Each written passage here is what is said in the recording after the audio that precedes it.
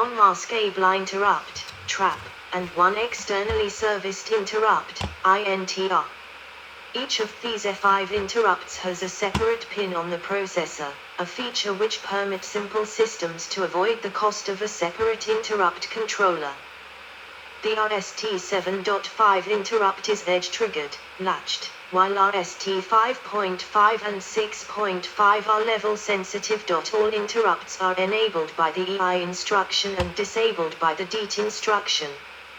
In addition, the SIM, set interrupt mask, and RIM, red interrupt mask, instructions, the only instructions of the 8085 that are not from the 8080 design, allow each of the three maskable RST interrupts to be individually masked. All three are masked after a normal CPU reset. SIM and RIM also allow the global interrupt mask state and the three independent RST interrupt mask states to be read, the pending interrupt states of those same three interrupts to be read, the RST 7.5 trigger latch flip-flop to be reset, cancelling the pending interrupt without servicing it, and serial data to be sent and received via the SOD and SID pins, respectively, all under program control and independently of each other. SIM and RIM each execute in 4 clock cycles, T states, making it possible to sample SID and / or toggle SOD considerably faster than it is possible to toggle or sample a signal via any I / O or memory mapped port. For example, one of the port of an 8155. In this way, SID can be compared to the SO, set overflow, pin of the 6502 CPU contemporary TOF 8085. Like the 8080, the 8085 can accommodate slower memories through externally generated wait states, pin 35 ready, and has provisions for direct memory access, DMA, using hold and HLDA signals, pins 39 and 38.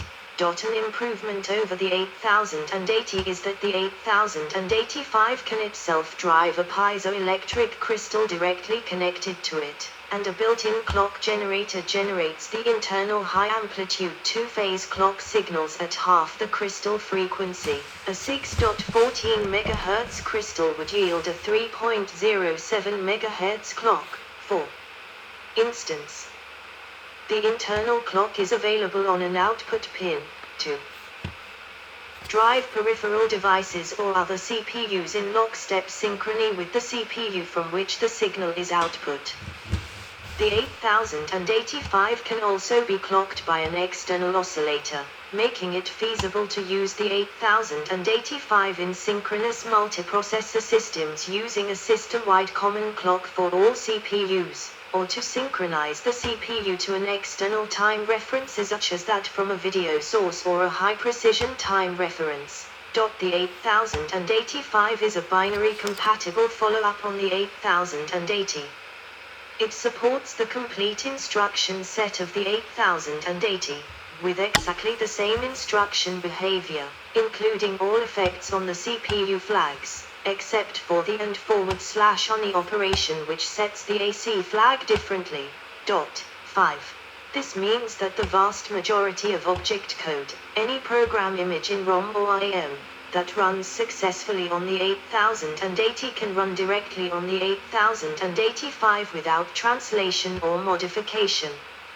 Exceptions include timing critical code and code that is sensitive to the aforementioned difference in the AC flag setting or differences in undocumented CPU behavior. 8085 instruction timings differ slightly from the 8080 some 8-bit operations, including INR, DCR, and the heavily used MOVR instruction, are 1 clock cycle faster. But instructions that involve 16-bit operations, including stack operations, which increment or decrement the 16-bit SP register, generally 1 cycle slower. It is of course possible that the actual 8080 and / or 8085 differs from the published specifications, especially in subtle details. The same is not true of the Z80. As mentioned already, only the SIM and IM instructions were new to the 8085.NB1 programming model. Intel 8085 registers 1513111090807060504030201000. B position, main register flags program status ordered, indirect address, index register stack pointer program counter status register SZACP flags. The processor has 7 8-bit registers accessible to the programmer, named A, B, C, D, E, H, and L, where A is also known as the accumulator. The other 6 registers can be used as independent byte registers or as 3 16-bit register pairs B, C, D, and HL, or B, D, H, as referred to in Intel documents, depending on the particular instruction. Some instructions use HL as a limited 16-bit accumulator. As in the 8080, the contents of the memory address pointed to by HL can be accessed as pseudo register M. It also has a 16-bit program counter and a 16-bit stack pointer to memory, replacing the 8008's internal stack. Instructions such as push PSW, pops affect the program status word, accumulator and flags. The accumulator stores the results of arithmetic and logical operations, and the flags register bits, sign, 0, auxiliary carry parity, and carry flags, are set or cleared according to the results of these operations. The sign flag is set if the result has a negative sign, i.e. it is set if bit 7 of the accumulator is set. The auxiliary or half carry flag is set if a carryover from bit 3 to bit 4 occurred. The parity flag is set to 1 if the parity, number of 1 bits, of the accumulator is even. If odd, it is cleared. The 0 flag is set if the result of the operation was 0. Lastly, the carry flag is set if a carryover from bit 7 of the accumulator, the MSB, occurred. Commands / instructions. As in many other 8-bit processors, all instructions are encoded in a single byte, including register numbers, but excluding immediate data, for simplicity.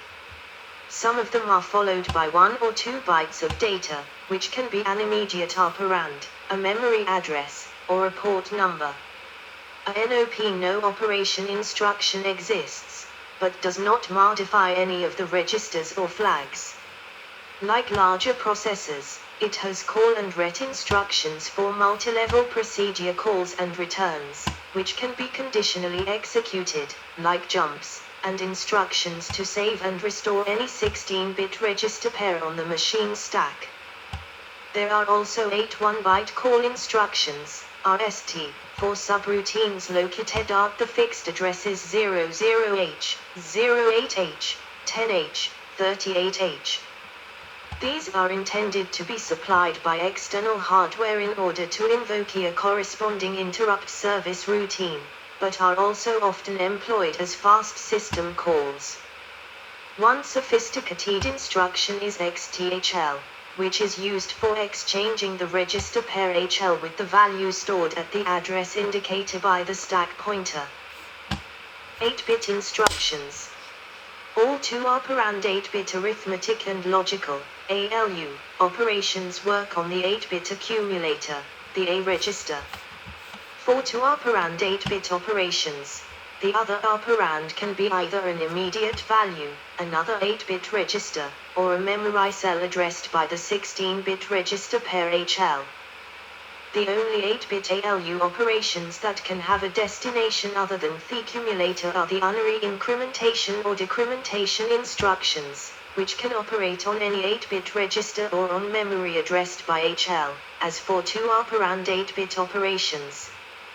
Direct copying is supported between any 2 8-byte registers and between any 8-bit register and an HL-addressed memory cell, using the MOV instruction. An immediate value can also be moved into any of the foregoing destinations. using the MVI instruction.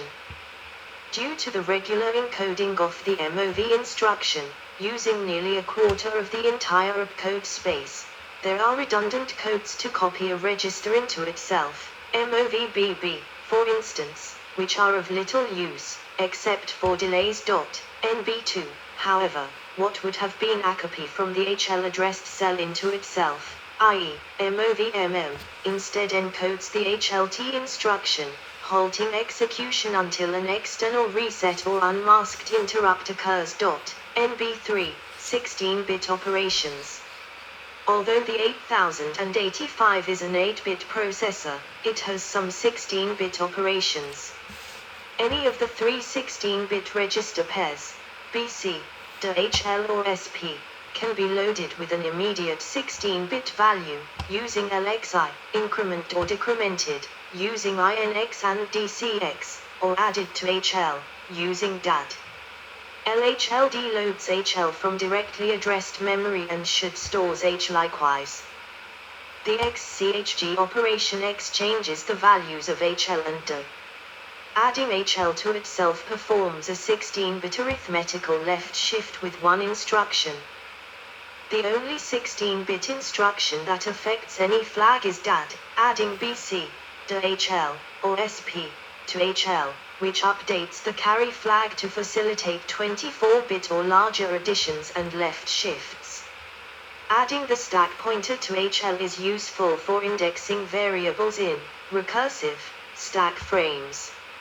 A stack frame can be allocated using DAGSP and SPHL, and a branch to a computed pointer can be done with PCHL. These abilities make it feasible to compile languages such as PL/M, Pascal, or C with 16-bit variables and produce 8085 machine code. Subtraction and bitwise logical operations on 16 bits is done in 8-bit steps. Operations that have to be implemented by program code, subroutine libraries, include comparisons of signed integers as well as multiplication and division. Undocumented instructions. A number of undocumented instructions and flags were discovered by two software engineers, Wolfgang Den Hart and Willy M. Sorensen, in the process of developing an 8085 assembler. These instructions use 16-bit operands and include indirect loading and storing of a word, a subtraction, a shift, a rotate, and offset operations. 6. Input/output scheme. The 8085 supports both port-mapped and memory-mapped I/O. It supports up to 256 input/output, I/O, ports via dedicated input/output instructions, with port addresses as operands. Port-mapped I/O can be an advantage on processors with limited address space. During a port-mapped I/O bus cycle, the 8-bit I/O address is output by the CPU in both the lower and upper halves of the 16-bit address bus. Devices designed for memory-mapped I/O can also be accessed by using the LDA, load accumulator from a 16-bit address, and STA, store accumulator at a 16-bit address specified, instructions, or any other instructions that have memory operands. A memory-mapped I/O transfer cycle appears on the bus as a normal memory access cycle. Development system. Intel produced a series of development systems for the 8080 and 8085, known as the MDS-80 microprocessor system. The original development system had an 8080 processor. Later 8085 and 8086 support was added, including ICE, in-circuit emulators. It is a large and heavy desktop box, about a 20 cube, in the Intel corporate blue color, which includes a CPU, monitor, and a single 8-inch floppy disk drive. Later an external box was made available with 2 more floppy drives.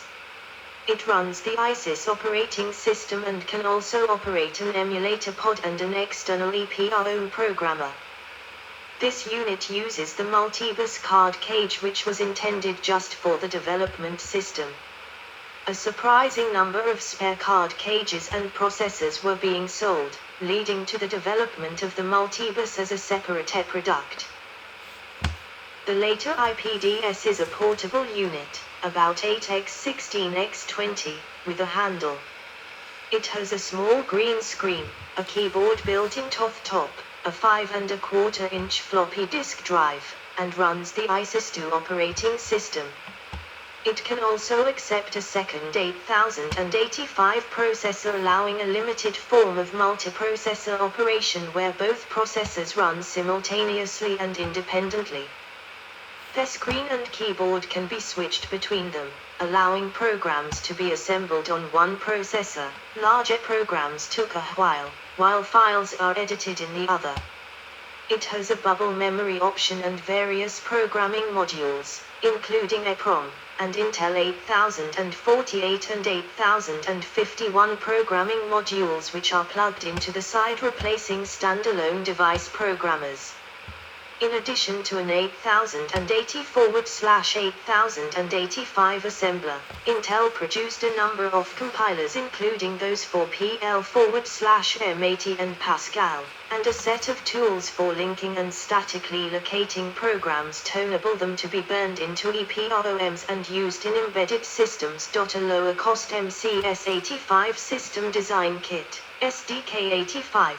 Board contains an 8085 CPU, an 8355 ROM containing a debugging monitor program, an 8155 RAM and 22 I/O ports, an 8279 hex keypad and 8-digit 7-segment LED, and a TTY, teletype, 20 current loop serial interface. Pads are available for one more 2K88. Yes, we have to pause that because this camcorder is out of power. It had power for like 2.5 hours, so I have to charge it more than 1 hour. I have to charge it, so now I can get a break. But actually I like to continue, but the video splits in 2 minutes, so I think that's a good time to stop the video. I will just continue there, but I think I need to charge it more than 1 hour. So I will try to finish this, and I think this is really helpful. That helped me a lot to understand this, much of this English. I'm not understanding this because I'm not a computer programmer, I'm not electronic engineering, but that's many more thousand paper, because this one is starting this CPU design. They're reading many tens of thousands of pages of technical information. If you study this microelectronics on the technical university, that's much higher level. This I know that this is just a level for like a high school, something a little bit higher, high school level. That's not what researchers are reading. They're reading much more difficult, but that's hard to remember. So I will just charge this camcorder, then I will continue recording. But after that we need after finish this 8085, before the 8086, that's a 6-bit. We need to record what 4-bit is, but we know we need to record this fagging, the father of the 4004. We need to have him, and then what 4-bit is, what 8-bit is, and we need to know what the DIP is and DIP 40.